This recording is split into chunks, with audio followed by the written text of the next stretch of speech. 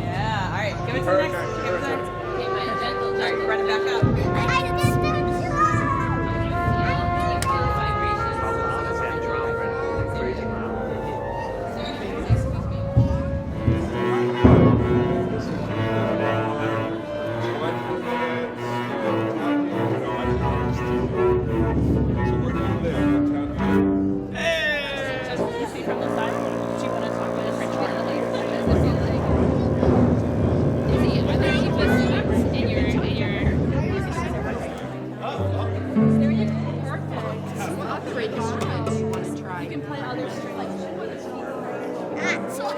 I know it is kind of heavy, but if you play it, then you'll get a slow look. It's not as low as it is. Excellent, very nice.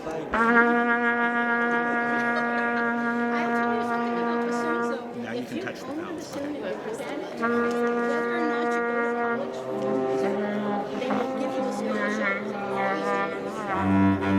That's the first note, just 3 of those, give them 3. Good. Now let's do second finger C string. Okay, and it's a little hard in the beginning. Yep, really put it down nice and hard against the wood. There you are. Give it a good. Now C string. Good, now 4. Right here. Just this one there.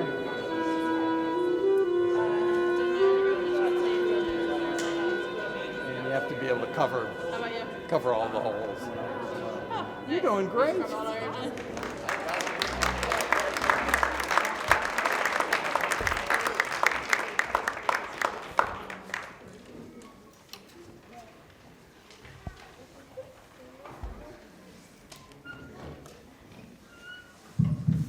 Good afternoon, and welcome to our family concert, our annual event where we all get to play. And hopefully you had a fun time at the petting zoo. We'll get a chance to play the instruments today. And I hope you break the front row. You have a fun time with that? Well, welcome to us all. We're children at heart when we're playing some of this music as well here at the orchestra. We've got 3 great pieces for you today. The first is going to be an overture by Mozart, the Marriage of Figaro. And the second piece will be one that a lot of you know. It's the first movement of Beethoven's 5th Symphony. I'll have Yuichi give us a demonstration on how that works and the themes that we already know and love. And then we're honored to have a special guest for our third piece. The third piece is a Prokofiev piece by the name of Peter and the Wolf. So you'll get to meet Peter, through some of our instrumentalists here, and a lot of different animals. So we'll be listening carefully for each one of those. And to tell that story is going to be Quincy's own beloved QATV star, Joe Catalano. So I want you to welcome him on our third piece as we come in. And thank you for attending here.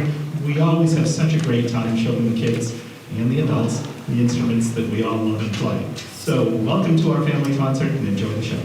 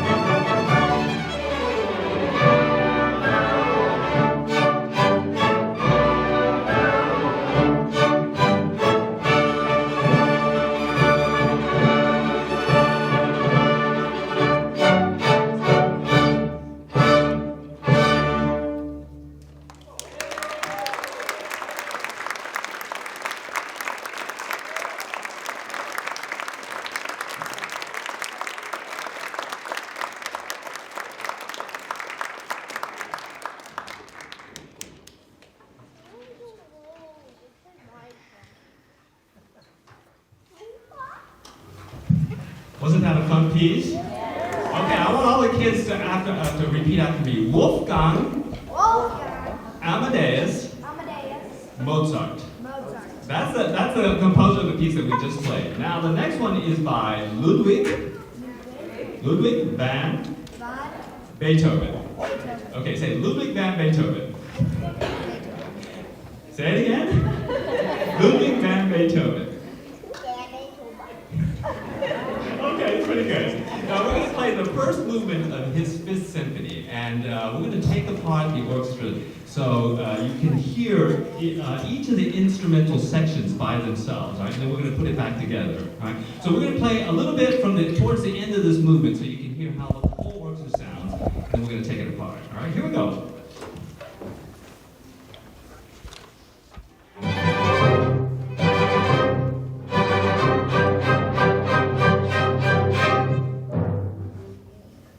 Now, do you see all these instruments in front of me that have the strings? Okay, all right. Well, this is called the string section of the orchestra. It starts from the basses, the cellos, the violas, and the violins, divided into second and first. All right. Now we're going to hear the basses first. Everyone say string bass. String bass. And think about which instrument you would like to learn. Okay, all right. As we do this, here's the string basses.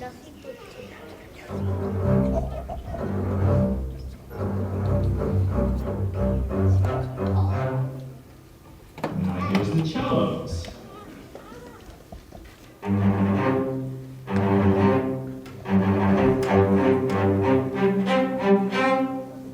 Here's the violas. The violas are the smartest section of the orchestra.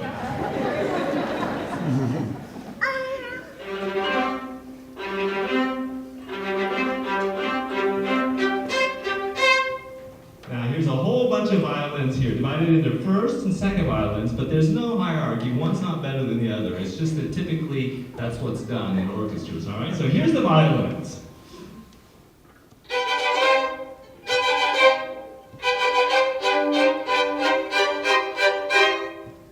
Now I'm going to have all the strings played together, all right? All the strings. So everyone repeat after me. Basses, cellos, violas, violins. Okay, here's the strings.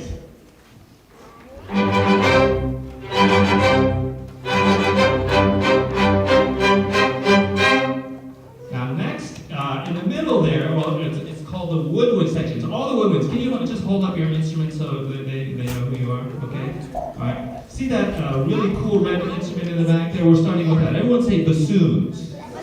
Bassoons. Okay. Here are the bassoons. Here. Listen to the bassoons.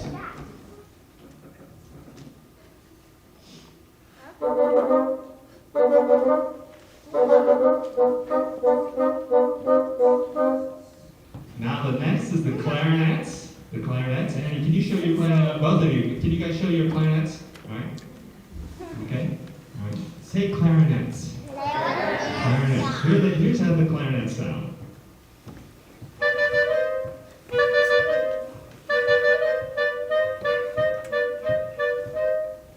Now here are the oboes. Everyone say oboes. Can you oboes? Can you show your instruments? Oboes. Oboes.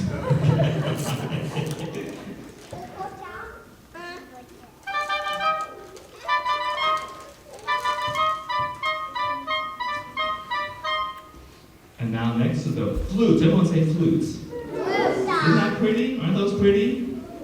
Okay.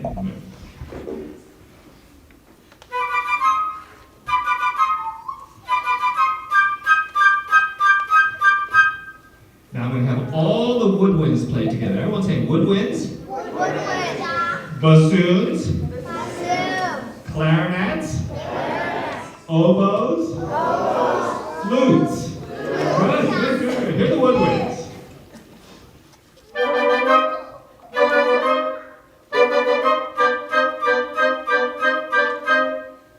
Okay, now the next section is called the brass. Can everyone say brass? Brass. Can you hold up your instruments, please? The horns and the trumpets. All right. Now let's start with the horns back there. Okay. There's a lot of tubing over there.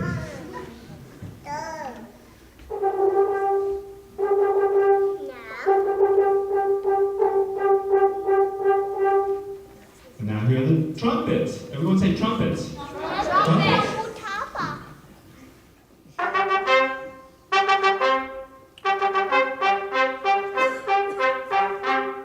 I'm going to have all the brass play, okay? Horns and trumpets. Horns? Horns. Trumpets.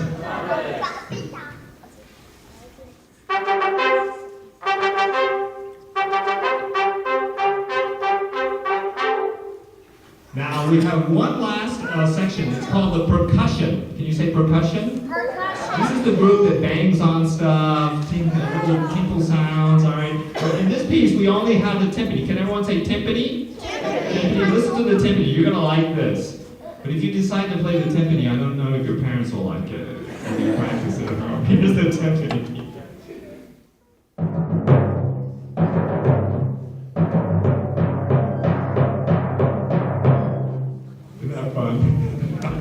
Now, here's what we're going to do. We're going to put all of it back together, but we're going to start with the strings, then we're going to add the woodwinds, then we're going to add the brass, and finally we're going to add the timpani, so you can see how it all fits together. All right, here we go.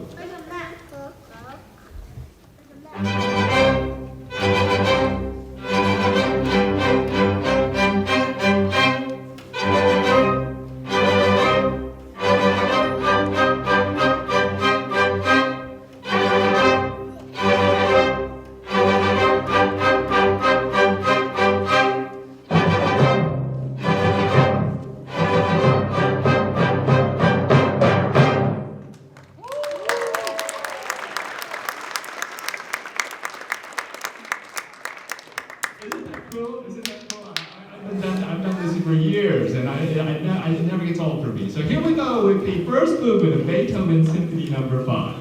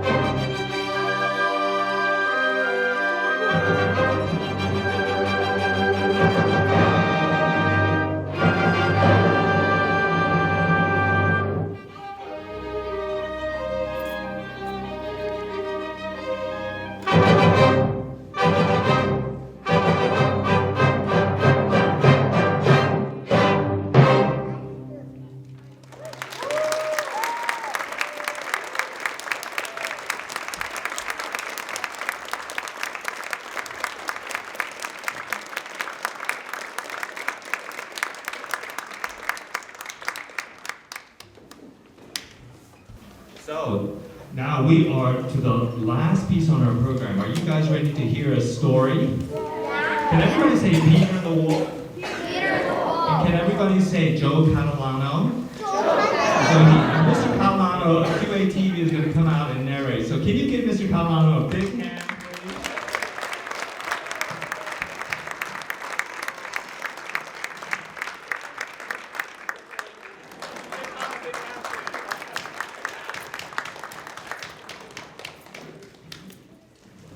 Well, hi everybody. Good afternoon. Thanks for coming. Great to see you all. How about another big hand for the Quincy Symphony Orchestra? You know, they're in the 75th concert season, 75th. Under the maestro of Yuichi Funagawa, not for 75. Yeah, not for 75. But really, the city of Quincy is so fortunate to have an orchestra like this. Not every community does. They contribute a tremendous amount every year to the city. These musicians share their talents and their time with us, and we are really, really appreciative and so grateful to have them, and so fortunate to have them here in the city of Quincy. So again, thank you all. So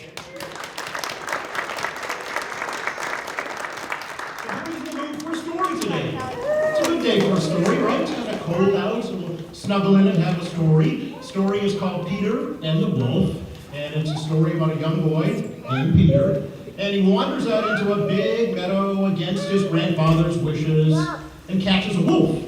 And along the way, he gets into a lot of mischief with all his animal friends. This was a story that was written a long time ago, back in 1936, by a fellow from Russia by the name of Sergei Prokofiev. And this is, 88 years ago? So a lot of us weren't here back then. But it's still a great story today, it really is. We tell the story using music, hence the big orchestra behind me here. So. And there are 4 instrument families that we use to tell this story. And you just heard them, right? The strings, the woodwinds, the brass, and the percussion. Now each character in this story is represented by a particular musical instrument or a section of instruments. So I want you to listen, and you'll hear them, okay? For instance, in this story we have a bird. So what sound does a bird make? Who can do the best bird sound, right? Tweet, tweet, tweet. Chirp, chirp, chirp. That's a good one over there, yeah. So the bird is represented in the story by the flute.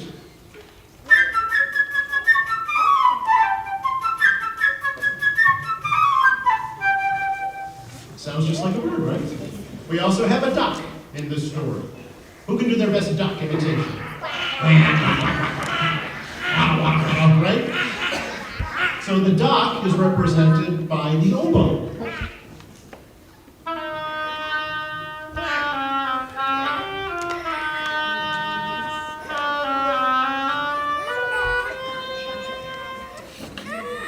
We have a cat. Who has a cat? Anybody have a cat? What sound does a cat make?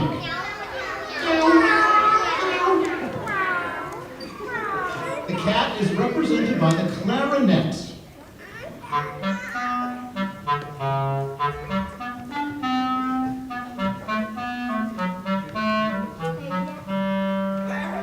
It's a very gentle cat.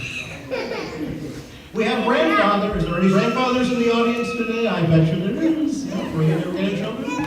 Grandfather, right? He's represented by the bassoon. Of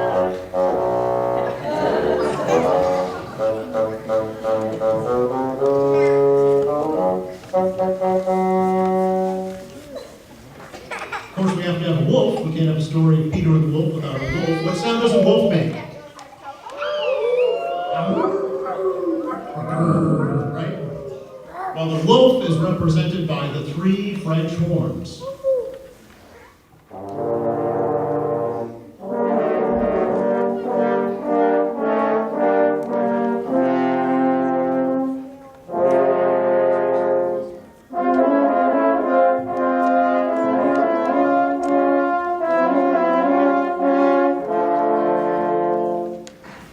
The big bad wolf, right? Peter, we have to have Peter because he's in the title of the story, right? Peter is represented by all of the strings of the orchestra in this melody. Listen.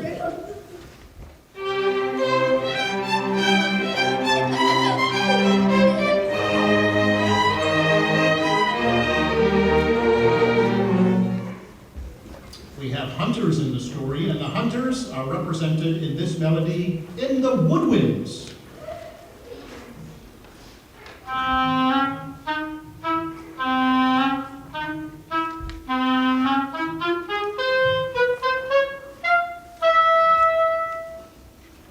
We have rifle shots. What sound does a rifle make when it shots?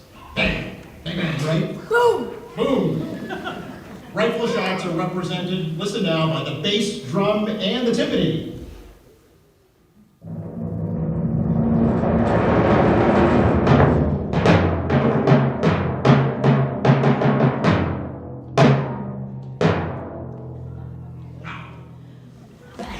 So those are all the instruments representing all of the different animals and characters in the story. So be sure to listen to them throughout the story, and you'll recognize them, okay? We're ready? Let's go. Ready for a story?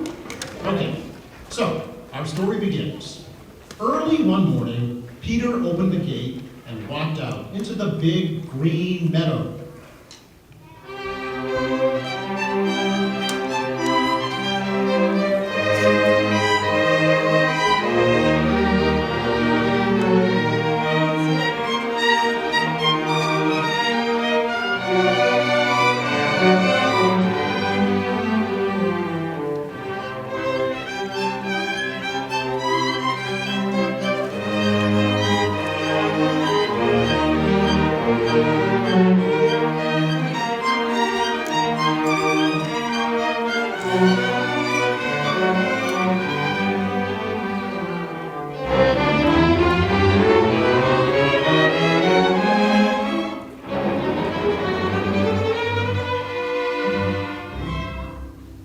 On a branch of a big tree sat a little bird, Peter's friend. All is quiet, chirped the bird happily.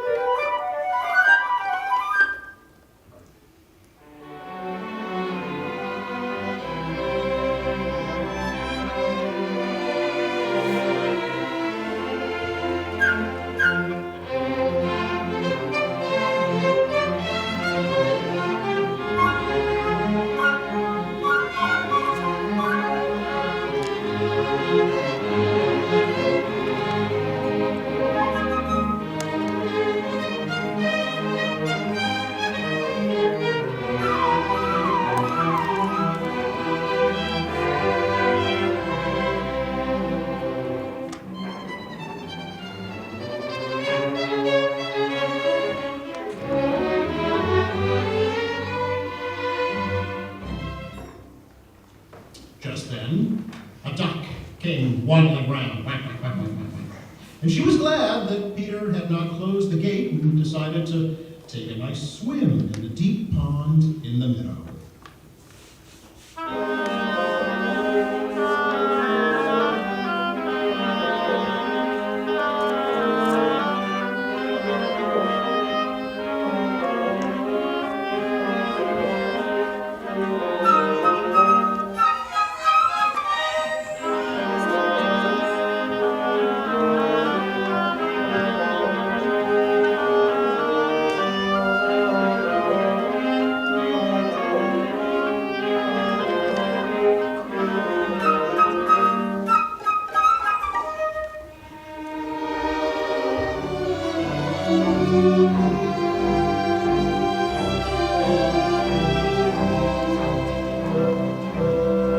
Seeing the duck, the little bird flew down on the grass, settled next to her, and shrugged its shoulders. "What kind of bird are you if you can't fly?" said the bird.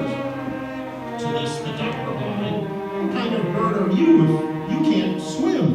and dived into the pond.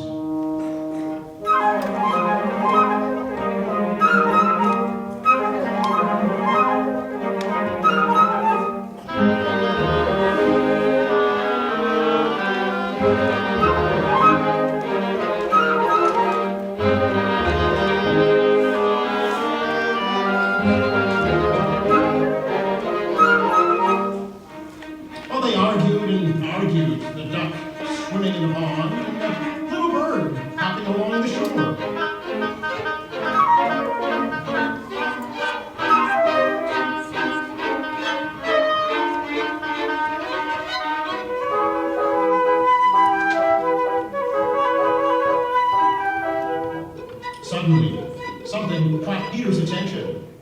He noticed a cat crawling through the grass.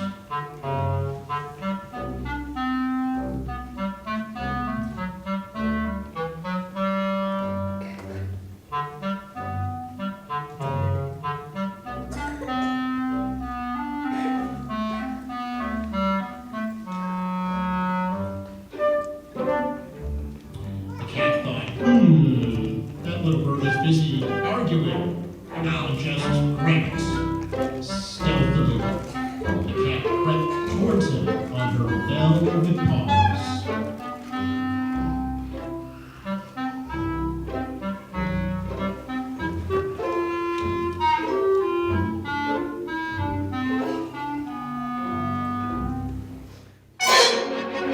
Look out! Shouted Peter, and the bird immediately flew up into the tree.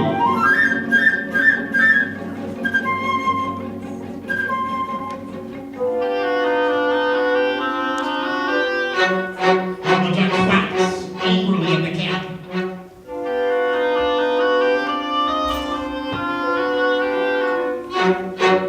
From the safety of the middle of the pond.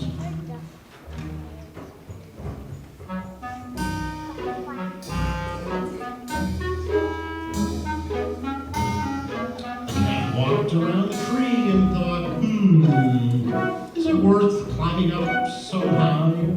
By the time I get there, the bird will have flown away.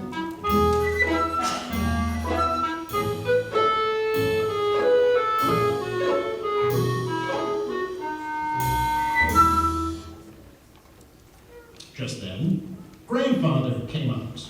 He was upset because Peter had gone in the meadow. It's a dangerous place. If a wolf should come out of the forest, then what would you do?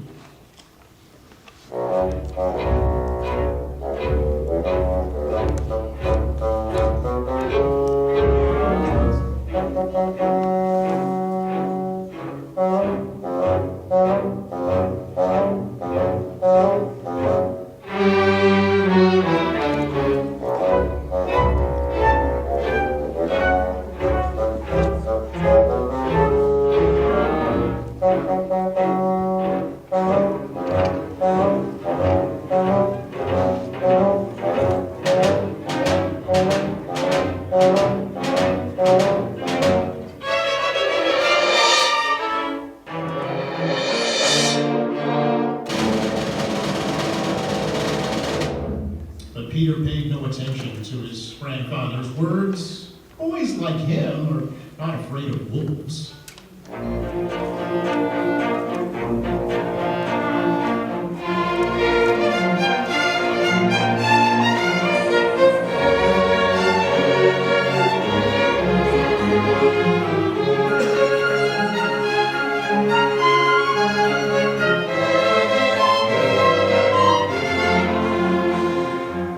But grandfather took Peter by the hands, led him home, and locked the gate.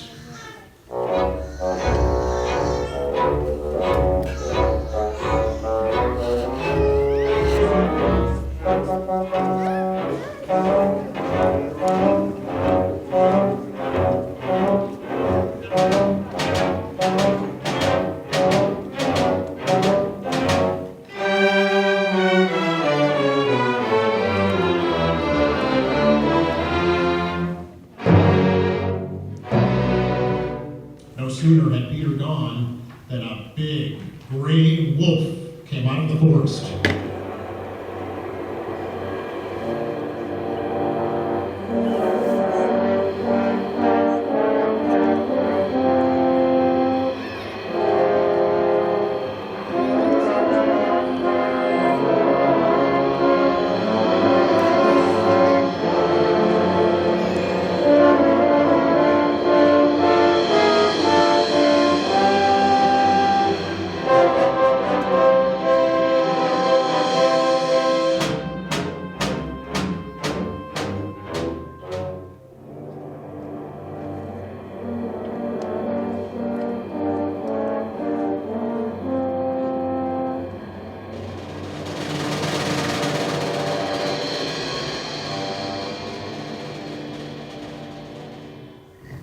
In a twinkling, the cat climbed up the tree.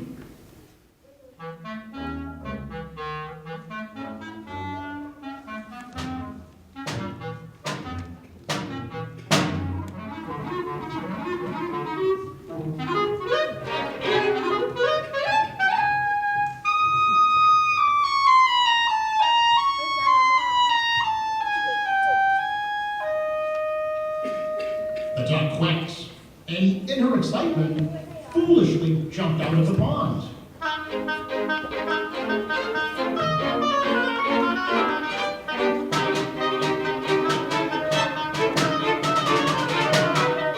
But no matter how hard the duck tried to run, she couldn't escape the wolf. He was getting nearer, nearer. Catch up with it.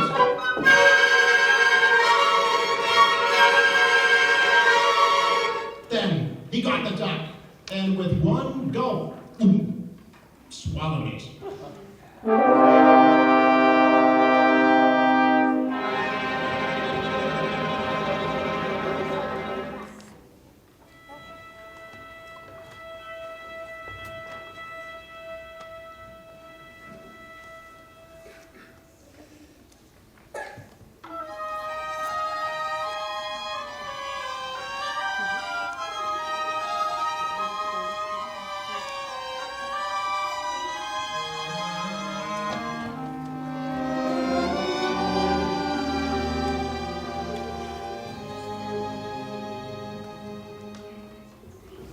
And now, this is how things stood. The cat was sitting on one branch.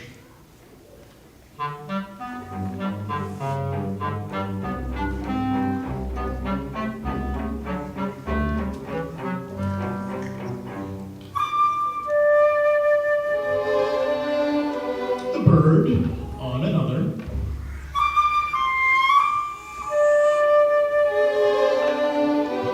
Not too close to the cat.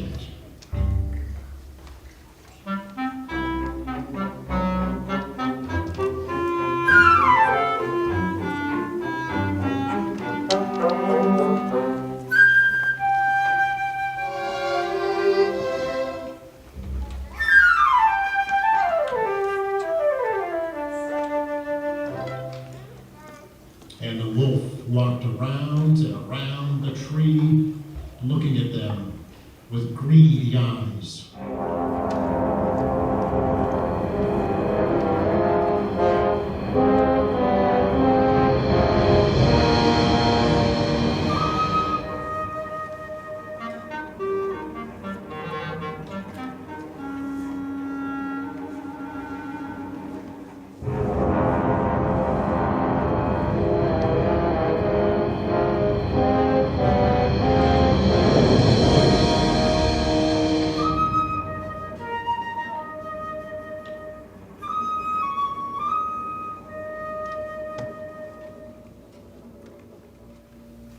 In the meantime, Peter, without the slightest fear, stood behind the closed gate, watching all that was going on.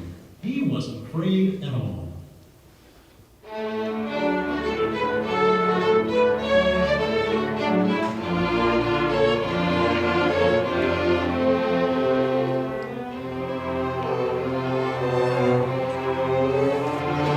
He ran home, got a strong rope, climbed up the high stone wall.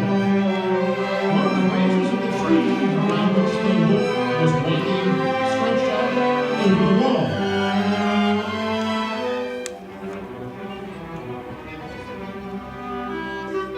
Grabbing hold of the branch,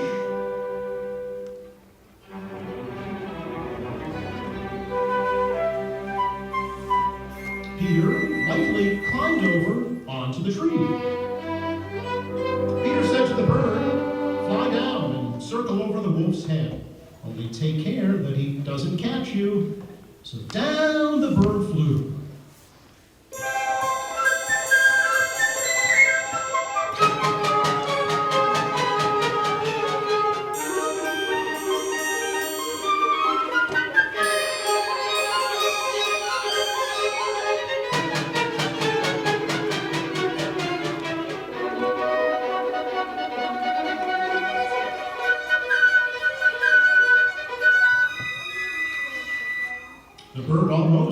the wolf's head with his wings, while the wolf snapped angrily at the bird again and again and again.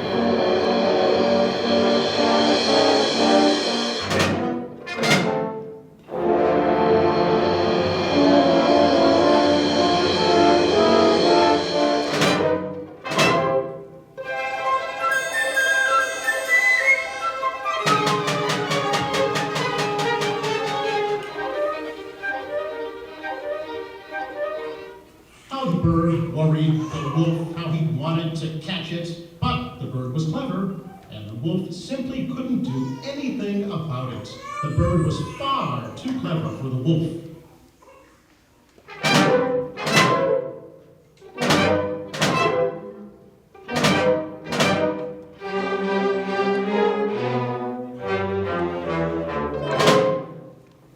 Meanwhile, Peter made a lasso, carefully letting it down.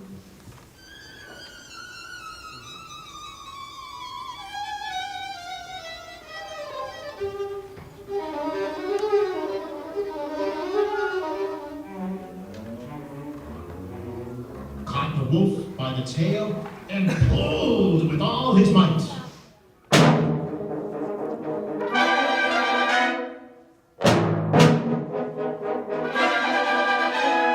Feeling himself caught, the wolf began to jump wildly, trying to get loose.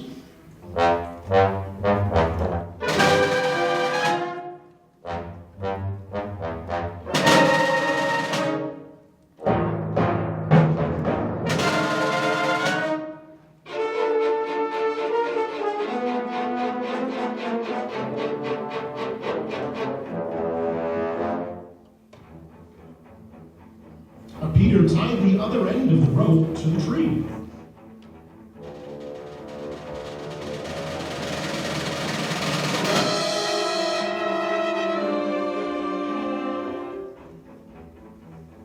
And the wolf's jumping only made the rope around his tail tighter.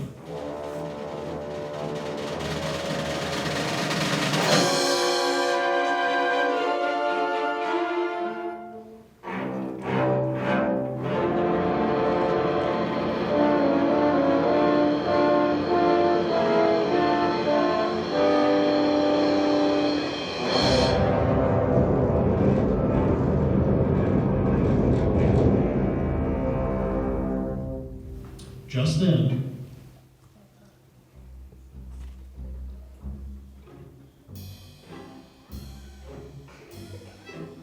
the hunters came out of the woods.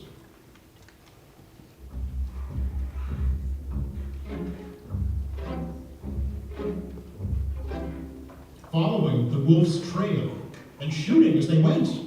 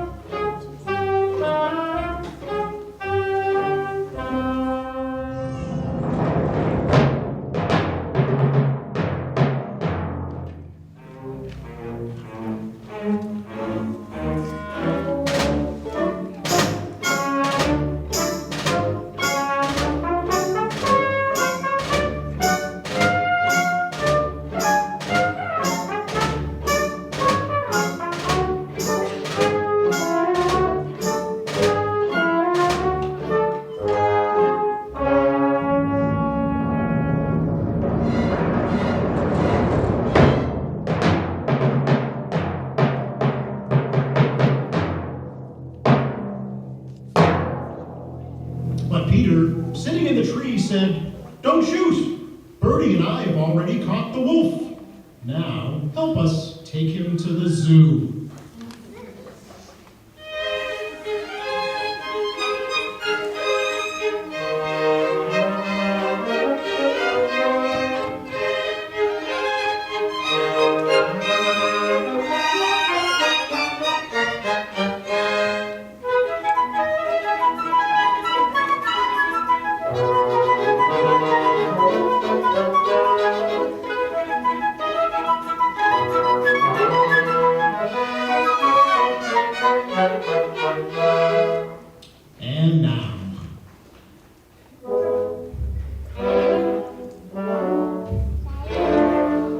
imagine the triumphant procession.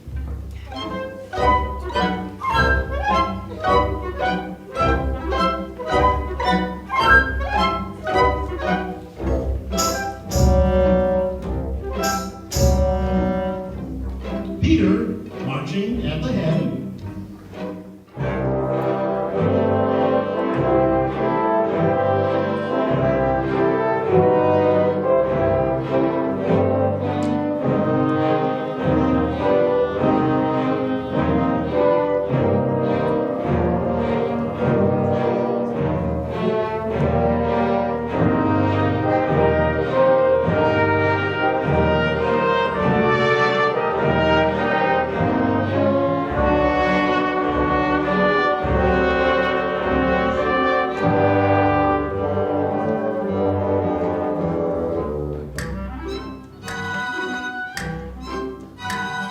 After him, the hunters leading the wolf.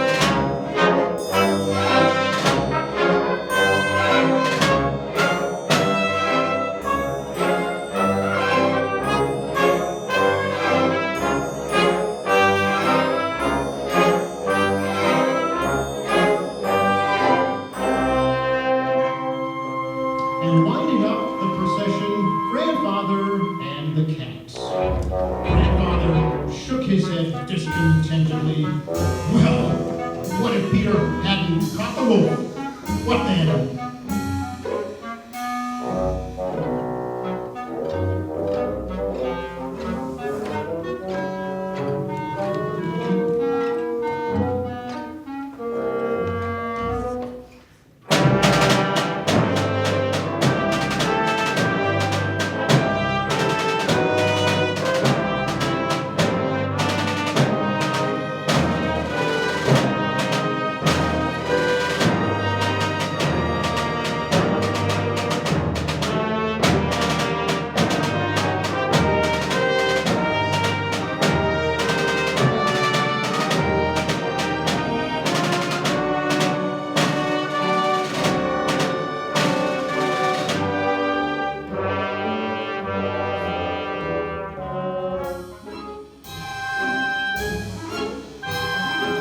Above them, birdie chirping merrily.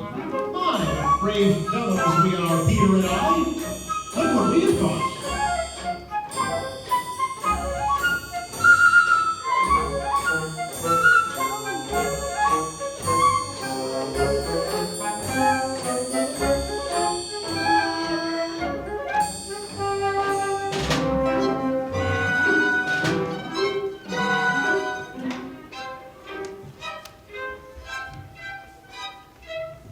And if you listen very carefully, you can even hear the duck quacking inside the wolf, because the wolf, in his hurry, had swallowed her alive.